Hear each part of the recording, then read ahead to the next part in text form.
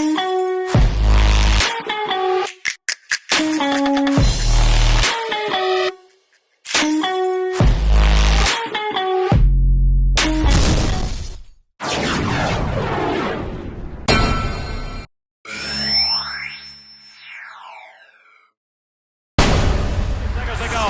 around to the far corner. 2 seconds. The Penguins are going to win the Stanley Cup, I believe. Stelio shoots it blocked. The Penguins have won the Stanley Cup. Oh, Lord Stanley, get me the brandy. Now, the Sin Bin with Jeff Canarsie.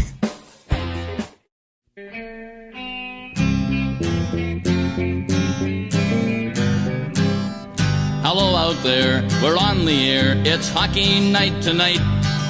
Tension grows, the whistle blows, and the puck goes down the ice. The goalie jumps and the players bump and the fans all go insane. Someone roars, Bobby scores at the good old hockey game. Oh, the good old hockey game is the best game you can name. And the best game you can name is the good old hockey game. Second period, where players dash. Hey, welcome to the Sin Bin Hockey Podcast. I'm your host, Jeff Canarsie, and, you know, it's been a while, and a lot of the reasons for the delay of talking Pittsburgh Penguins hockey is for the obvious. They're 7-10-3. They're not a very good team. And I said initially this summer, when Kyle Dubas, general manager of the Pittsburgh Penguins, was making different trades and signing different players, I told everybody that I was going to wait until a month and a half into the season before I really gave a dissertation on where I thought the Penguins would be. I would love to tell you that I'm shocked that they're 7-10-3, but I'm really not, because many of the same problems that have plagued this team for the last 6 years are still very evident. And there is a lot of blame to go around. And because this is such an in-depth sort of analysis of what is going on, I can't obviously sit down and do it all in one show. There's just too many moving parts. However, this is part one of The Penguins Are Adrift. And we're going to talk about some things today and hopefully try to make some sense out of it. So as we begin today, the Penguins are 7-10-3, and they sit 1 point ahead of the cellar-dwelling Columbus Blue Jackets. This is not what I think anybody expected, at least the totality of what is going on. However, history often repeats itself, especially when issues and core issues are just not simply addressed. There are so many problems on this team that it's really hard to name them all. However, there's a lot of blame to go around, and the Penguins are not going to make the playoffs. And I would say it's around 5% that they could actually squeak in. But in reality, there's no feasible pathway here, given the circumstances that are currently eating this team alive. And we can sit here and name players that should be traded, should no longer be on the team, and we can dream about this free agent or sort of an armchair GM about how to facilitate a trade to bring change. However, the reality of all of this is, given the stance of Kyle Dubas, is that right now what we are looking at is the dismantling of the team. Kyle Dubas can put a couple of sprinkles on it. He could put a red bow on it and tell you it's not what it is, but that's exactly what this is. Now, other pundits and people who do discuss the Pittsburgh Penguins often refuse to chastise head coach Mike Sullivan for his coaching abilities, his schemes, and for some of the things that he does. Some refuse to outright even blame Kyle Dubas. And then there are those that refuse to blame the players. And so rather than bore you with the deepening analytics of everything, let's just talk about the hockey problems that this team does have. And so what do I see as the major issues of the team. And it's in my, opinion that the problems are deep, both at a statistical level and a mentality level and a coaching and management level. Those are the big issues that you have. I mean, defensively, I don't think anybody's going to tell you this team is any good. Defensively, they are awful. And offensively, they're lacking anything below the first line. And so when you're relying on one line to do all of the offensive output, you're really putting everything on the shoulders of Sidney Crosby and Evgeny Malkin, which is not fair to do. You have to look at goaltending. Goaltending has been a problem with this team for years. We barely survived the trade of Marc-Andre Fleury. Instead, we settle for Matt Murray, who does have truly a great playoff run, but it ends right then and there. Penguins management in the last decade, for whatever reason, especially under Jim Rutherford, rewarded Murray because of a Stanley Cup win with a term and big money, which was a mistake. And we saw the same mentality with other players like Jack Johnson, who we're still paying a salary to. And I don't want to go back in time and regurgitate what every GM has ever done. But after Rutherford left, Hextall comes in. He placates the core, just like Dubas did, and he signs and rewards garbage. He traded away necessary draft picks, which has handicapped the team up until this point, which leaves Dubas in sort of a conundrum. So Kyle Dubas comes in and inexplicably almost mimics Jim Rutherford to some extent. And against his better judgment, he re-signs the core to ridiculous contracts. Tristan Jarry, maybe an NHL caliber goalie, but not in Pittsburgh. And the problem is that Kyle Dubas really didn't have a choice. A lot of people like to jump on it and say, get rid of Jarry. He's atrocious. I'm one of the proponents for trading Jarry. The problem is when you wait too long and you have to send a goalie down to the AHL, you're losing all your net worth into that player. And so who's going to take a risk on a $5 million goalie when he has proven that he cannot be counted on in any sort of way, form, or fashion? But like I said, Kyle Dubas didn't have a choice. He could have gone out and gotten somebody else, and that's easy to say. But the problem with that very idea is that the market for goalies at the time was slim to none. And for the price and the term, Jarry truly was their best choice. Because at least they knew with some sort of acumen that Jarry could be good, but that he was not consistent. And I myself, if I put myself in Kyle's shoes, would have said, okay, well, if we go out and get another goalie, we're going to pay more, and it's a crapshoot. We don't know what we're getting. With Jarry, they kind of knew what they were getting. But this is more the Penguins management hoping it would change. And hope is a great thing when you have somebody in the background that can take over in case you need it. And that's what Nedeljkovic has done for the Pittsburgh Penguins. And also Yoel Blomqvist, who came up earlier this season. And so at the time, Jarry was the best decision they could make. Was it the wrong one? Absolutely. He has not been good, and he should be on his way out. Yoel Blomqvist, like I said, has been good, and Nedeljkovic has been steady as well. Taking that all into consideration, what Kyle Dubas has added to this team, it really hasn't worked. And here are just some of Kyle Dubas's additions: Noah Chari, Anthony Beauvillier, Michael Bunting, Cody Glass, Kevin Hayes, Blake Lizotte, Ryan Graves, Erik Karlsson, Matt Grzelcyk, and a few more. But I just want to focus on what Dubas did this offseason. And I'm not going to go through every player, but I just want to make some points. And we're going to start with Anthony Beauvillier. Beauvillier is 27 years old. He makes $1.25 million. And coming into this season, he had never, ever posted more than 40 points in a season in his career. And historically, defensively, he's negative 21. That is not a defensive-minded player, and in the last 5 years has actually only played 113 games and tallied 46 points in those 113 games.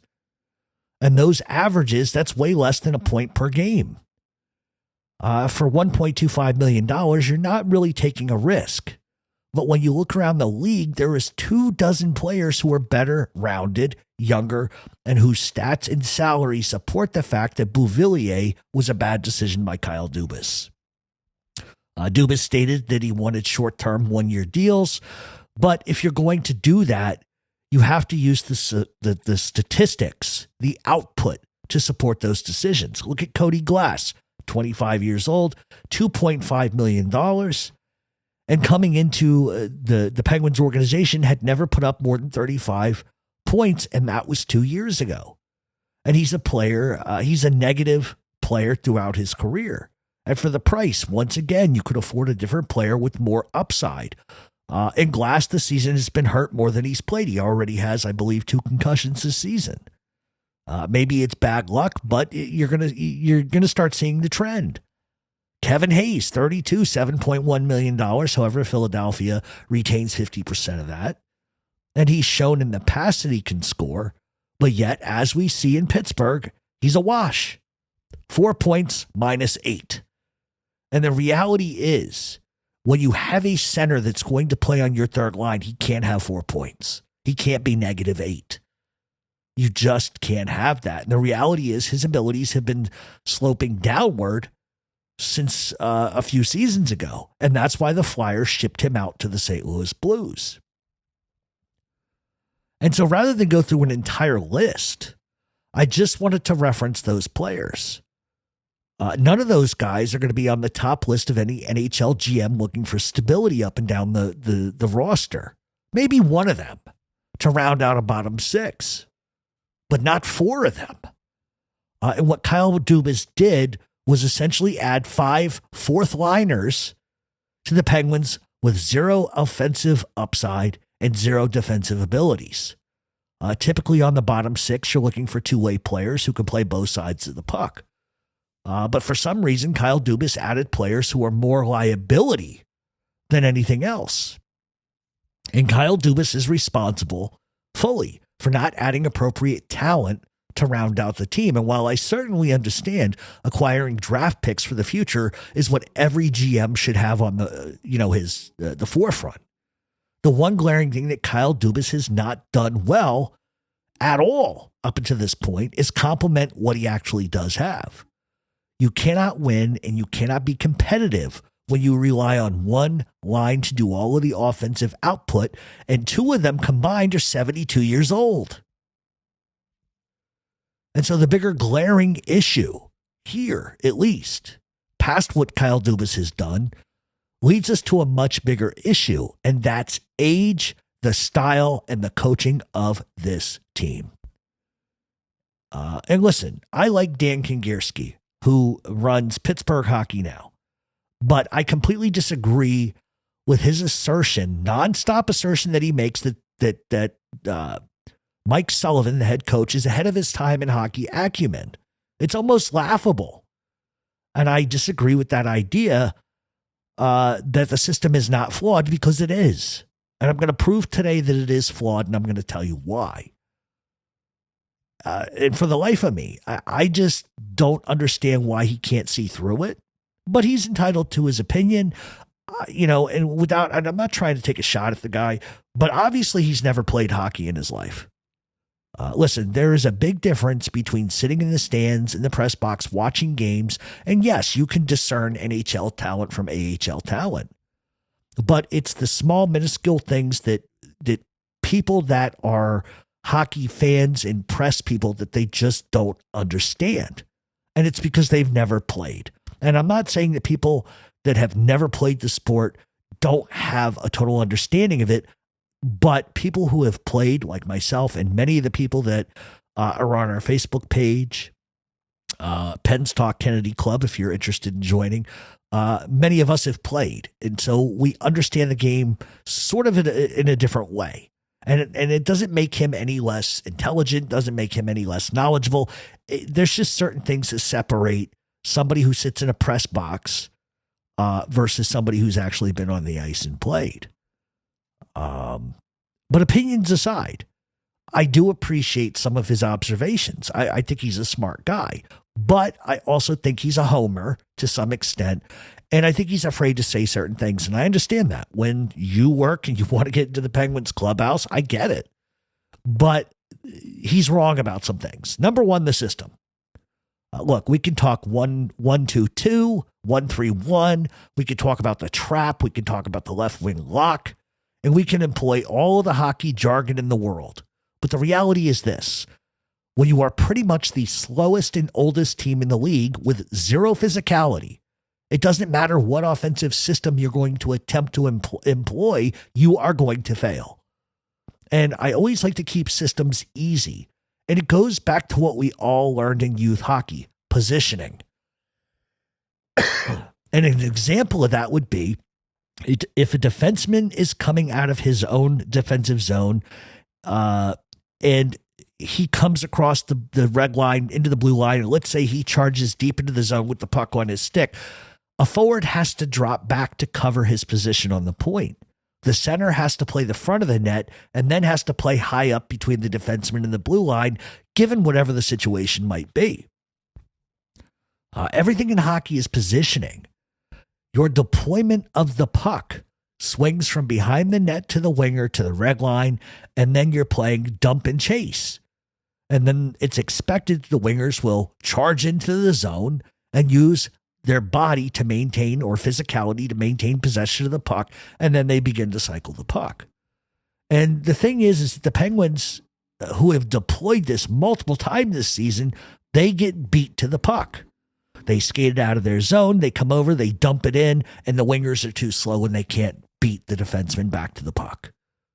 What is the sense of playing a dump and chase system when you're too slow to even get in the zone before their defensemen whip it right back out of the other end of the ice?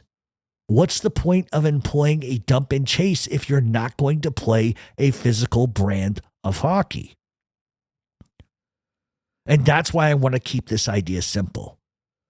And this is what I think Dan Kingerski just doesn't understand.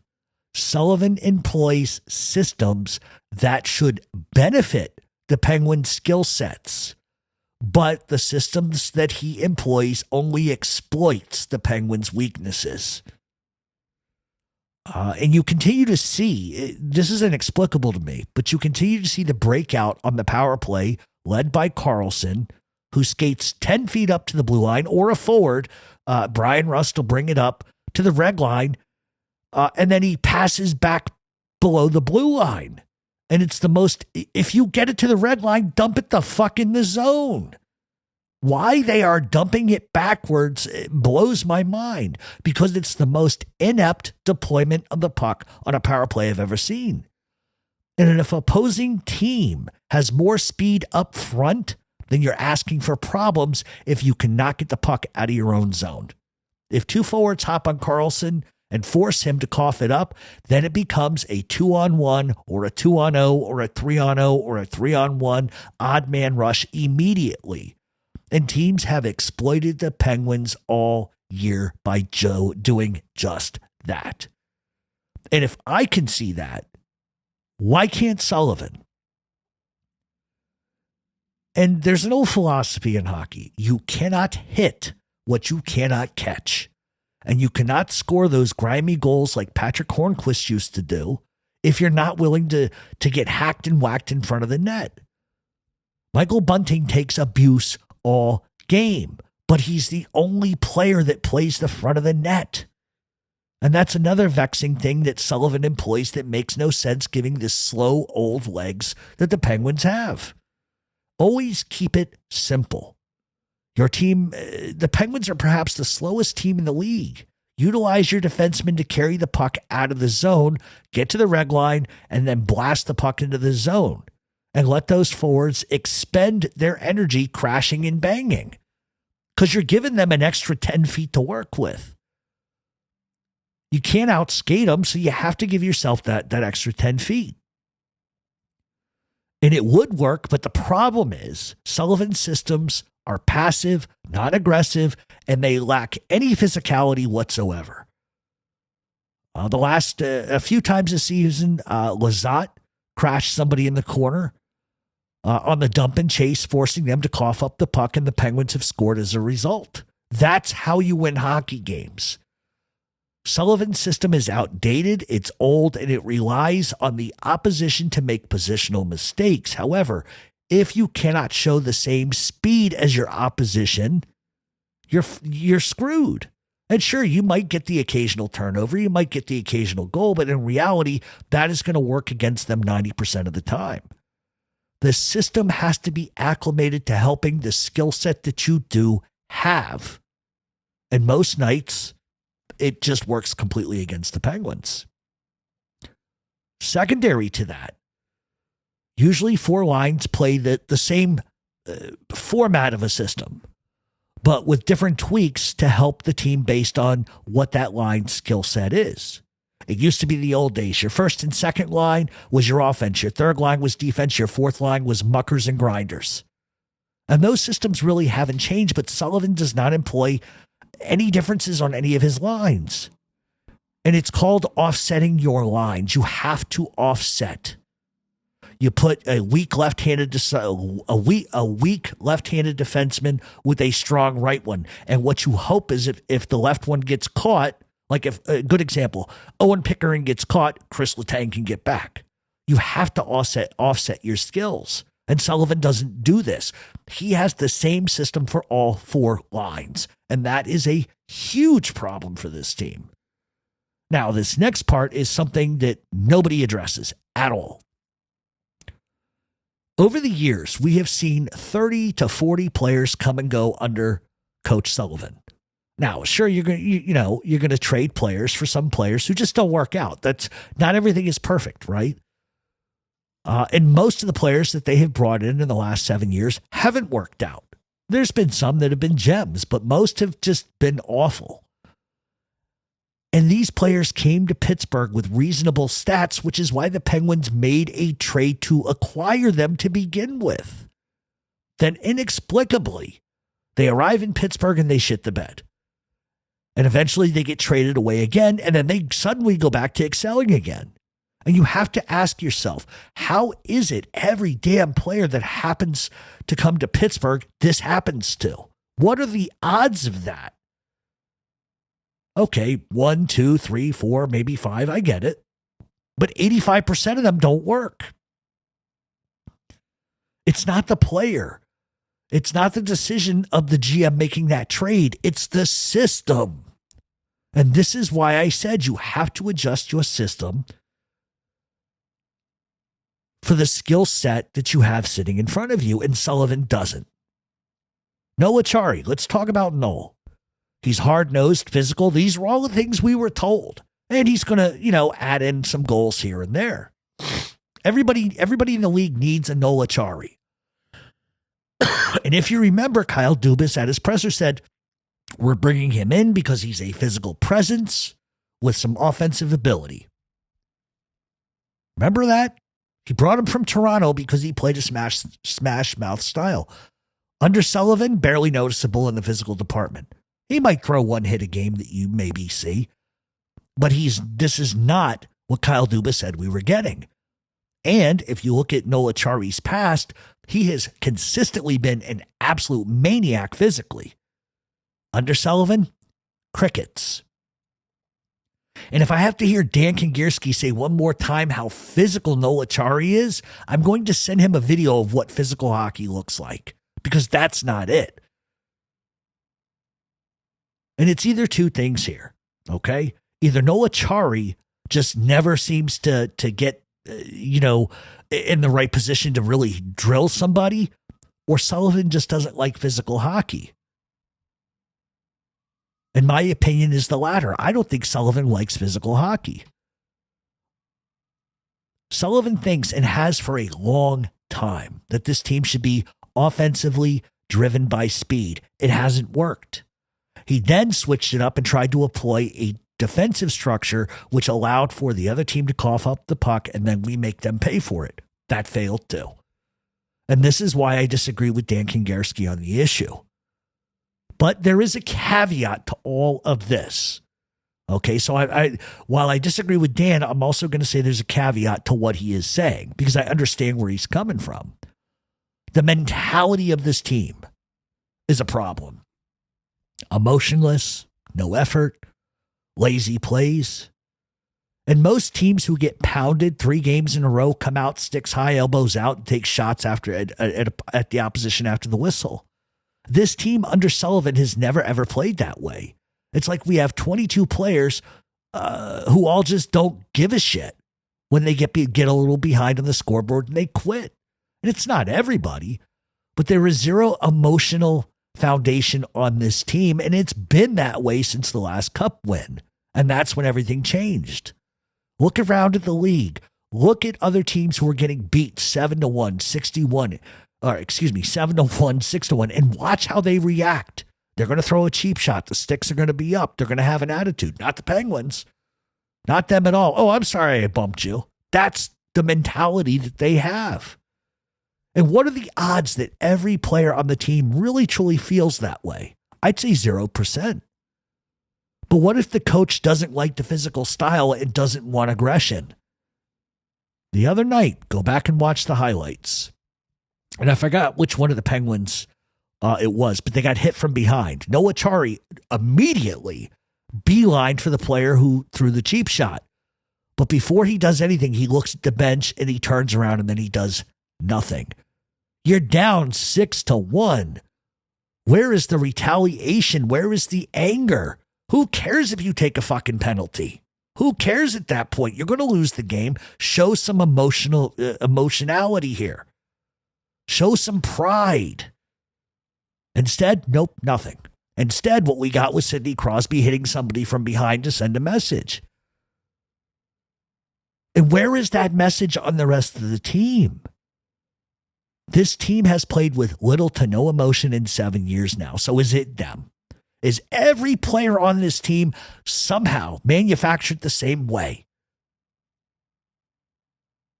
What are the odds that you keep acquiring players who are soft like that?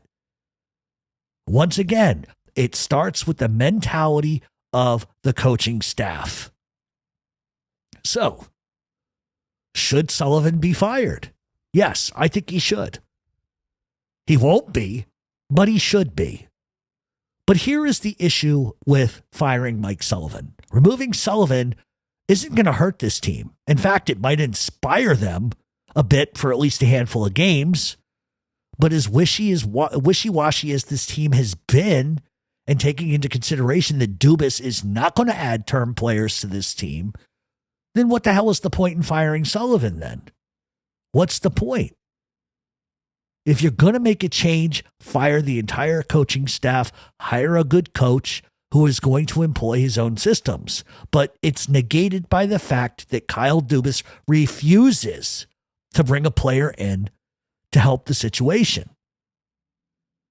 And in Kyle Dubas's defense, what the hell can he trade for? We have really no assets. We really, truly don't have assets, and we really, truly don't have a ton of cap room either. And so the only way you can change the narrative now is by trading and firing. And without any of that, this team is done. They were done a week ago, but once again, the public seems to be getting two sides of a narrative here. Dubas refuses to admit or address that this is a dismantling. He claims openly, I'm not dismantling. Then what exactly are you doing?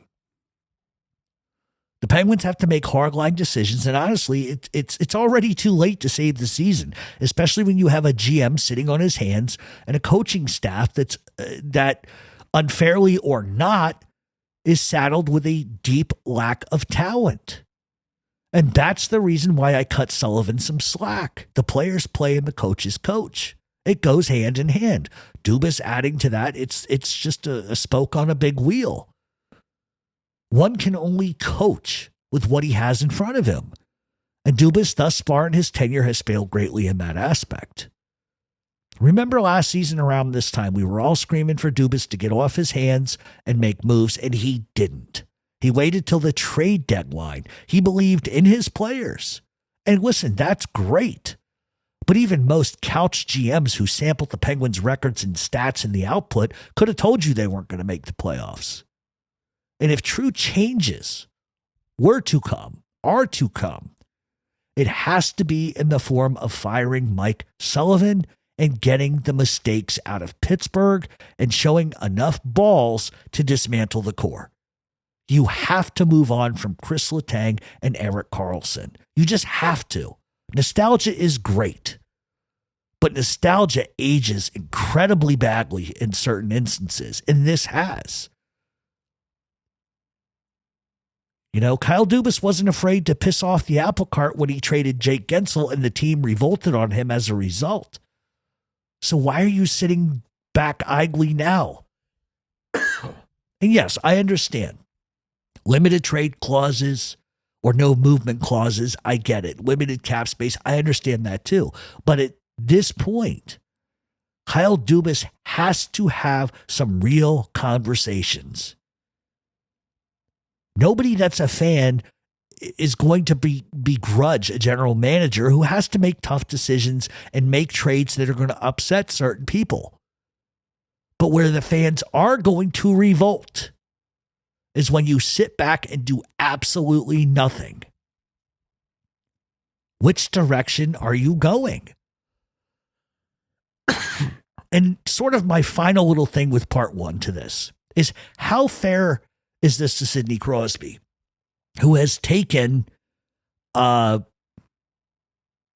hometown deal his entire career? He could have made $12 million a season. He didn't have to re-sign in Pittsburgh for 2 more years. He could have gone anywhere he wanted and made $12 million a season. It's never been about the money for Crosby. But at what point, and we saw this for years, how many years in a row did Rutherford bring in 10 different wingers for Evgeny Malkin and they all failed? But yet, when it comes to Crosby, they never seem to go out and get anybody to support him. Because it's my belief, even though Malkin and Crosby are playing together now in a line, that should not be your line. Because now you're just top heavy. You have one line that's doing all the scoring. And so naturally, when you think in terms like that of one line that is scoring and your second, third, and fourth line are really just struggling, why don't you make it a trade to bring in somebody? Why don't you give up one of those little precious third-round draft picks or a second-round pick to bring in somebody that's at least going to help facilitate at least even the ship out? Because what's happening to the Penguins right now is the ship is taking on water and there's nobody there but 3 guys to bail the water out of the side. And that's my question for Dubas, is why he's not doing anything. Training Lars Eller and getting 2 draft picks, that's great. But those draft picks aren't going to do anything for this team. So what really did he do by moving Eller? How did that facilitate anything? Now, if he had traded Lars Eller back to Washington, got the 2 round picks, and then 3 or 4 days later made let's say a $2.5 million trade, which I can't, off the top of my head, I can't remember what Lars Eller was making. Excuse me. But then if he brought in a winger who makes 2.5 that maybe gets 20, 25 points a season, then it would have made sense to me. But when you trade and then do nothing after the fact, what the hell are you doing? And it's truly maddening to me that Evgeny Malkin and Sidney Crosby are really in the twilight of their careers. It's going to be over with in the next 2.5 years for both of them. And I was never a big proponent of what Paul Bissonnette and some of these other guys are saying. Crosby should ask for a trade. But I agree with them when it comes to it's not fair what's being done to Crosby. Because even every other team in the league will bring in a player to complement another player. But Dubas doesn't.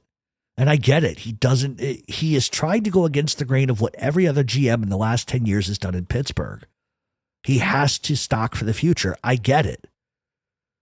But if you remember, not this offseason, but the offseason before, under Dubas's first tenure here, our first year here, said that we want to be competitive. You're not. You weren't competitive last year. You're not competitive now. So what's changed?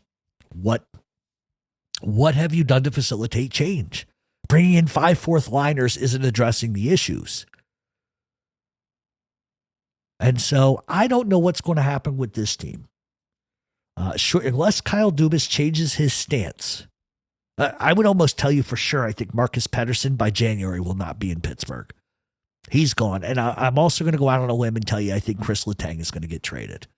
Even though he has a no movement clause, I don't think it matters. I think Letang is gone. I think Letang, Carlson, and Pettersson, I would be shocked if all 3 were still on this team at the end of the year. I don't think all 3 will be. I can see 2 of them being moved.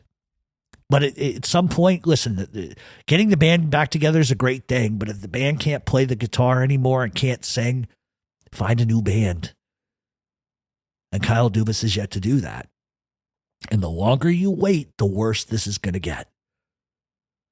And I think, speaking from a fan perspective and a former player myself, I think the perspective I can speak from is if they're showing emotionality and they're giving it a full 60 minutes and doing everything that they possibly can to try to win and they still lose, nobody's going to be upset with that. Nobody's going to care. You know what? They played a hell of a game. They tried. That's all the fans are asking for. That's all they want to see is emotionality, them fighting for every inch. But this is a team that is just utterly deflated. And you have to make some hard decisions. So how long do you wait? And I hate to give you the bad news, but Dubas waited too long again.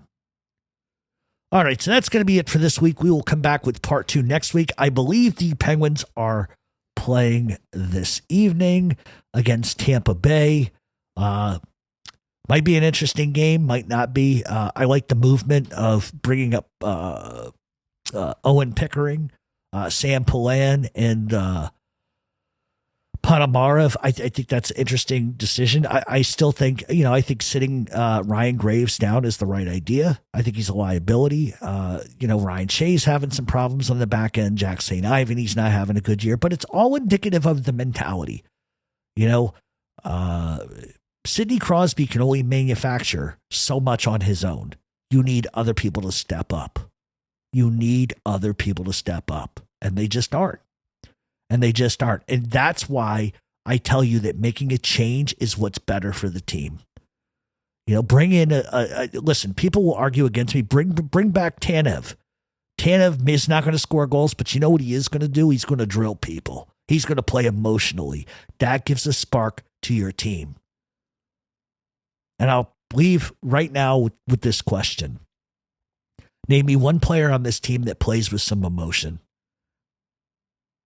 And you can't say Crosby because that's hit or miss with him. But tell me one player who every game is giving you emotion and is playing, not dirty, but just playing physical, emotional hockey. Name me one player. In fact, name me one player who's played that way in the last 7 years in this team consistently. You're not going to be able to come up with one. And for Christ's sake, stop calling Pettersson the Dragon. Ugh. We'll see everybody next week for part 2 of The Penguins Are Adrift.